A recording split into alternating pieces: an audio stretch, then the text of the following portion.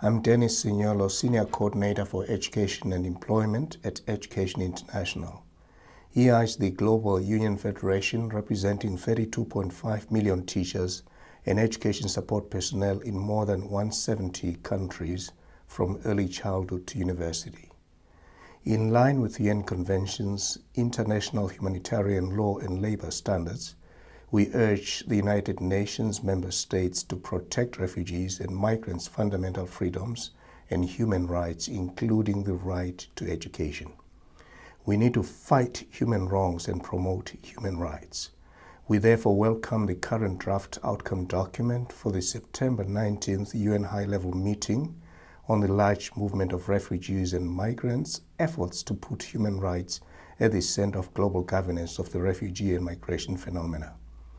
Policy, legislative, and other measures should be taken to fight such human wrongs as hate, discrimination, racism, and xenophobia, and to guarantee refugees and migrants access to decent work, social protection, quality public services, and education. We therefore call upon governments to ratify and implement relevant UN and ILO conventions, in particular the UN International Convention on the Protection of the Rights of All Migrant Workers and Members of Their Families, ILO Migrant Conventions 97 and 143, and the UN Convention on the Status of Refugees. To that end, we propose a stronger formulation to the current wording, which leaves this as a matter of consideration by the member states. Many refugee and migrant children and youth continue to be denied the right to education. This is creating a lost generation, yet we know that quality education can equip refugee and migrant children and youth with knowledge, skills, and values needed for successful integration, for employment, and for life.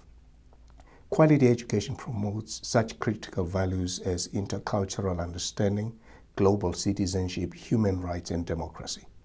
In line with SDG commitments, we therefore recommend that transit and destination countries provide free primary and secondary education to all refugee and migrant children and youth immediately as part of the humanitarian response, not within months as suggested in the current draft declaration. Quality early childhood education, higher and tertiary education, including technical vocational education and training, should also be made available to refugee and migrant children and youth. Receiving countries' failure to recognize the qualifications of refugee and migrant teachers has resulted in unnecessary brain waste, yet these educators could help meet the ever-rising demand for teachers. We therefore recommend the inclusion of a new paragraph in the draft declaration committing to recognize the qualifications of skilled refugees and migrants, including educators. Education International is working with its member organizations and teachers in Europe and around the globe to ensure that refugee and migrant children receive a quality education. More details are available on the EI website. In conclusion, I would like to urge governments and UN member states, as well as celebrities, to stand up and speak up for the right of refugees and migrants and to take concrete measures to guarantee these rights, in particular the right to education. Thank you.